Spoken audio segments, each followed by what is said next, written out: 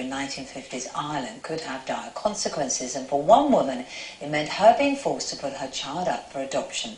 More than 60 years later, the story of Philomena Lee's lifelong search for her son has been turned into a film starring Dame Judi Dench. They said that you had abandoned him as a baby. I did not abandon my child. You'll be 50 today. Well, what a treat this is. 2 Philomenas for the price of 1. One real one, one fake. Oh, really? Oh, yes. I tell you what, it's such an incredible film. So powerful, but of course it's an incredible life story as well. How did you feel when they first approached you and said they were going to make a film about your life? When I heard it was going to be a film, and when I heard Dame Judi was going to play I couldn't believe it. I just could not believe it. I didn't know anything about the story. I hadn't read Martin's book, and Steve came down and read it to me. A long time ago now. But the moment I read it, then I was completely hooked. Then I wanted to meet Philomena, and I certainly wanted to play the part. What comes across for me, and I've had a real soul-searching morning, is your amazing capacity to forgive these nuns for what they did. I did forgive the nuns, because, I mean, there were a lot of very good nuns, you know, there were some very good ones. Would you have forgiven so easily, Jude?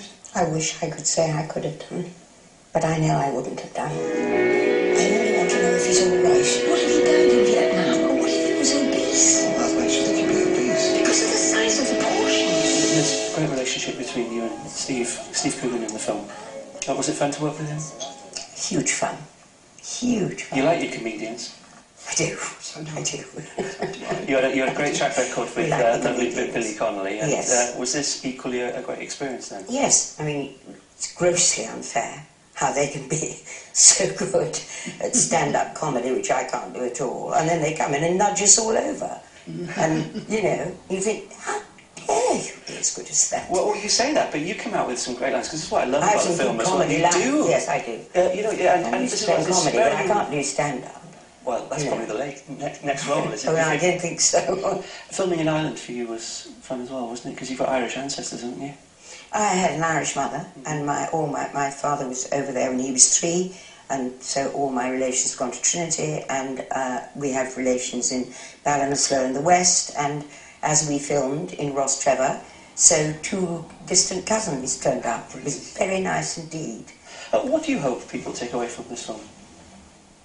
I hope that they will take away the truth about Philomena and her story, and this extraordinary courage and unshakable for a little while, and then back to being as strong. I mean, it would be wonderful if it reinforced people's faith. There's an incredibly powerful moment in the film where you meet your son's partner. Oh, yes. That must have given you so much comfort. Oh, couldn't believe it, yes. I met him, and he gave me his ring, and...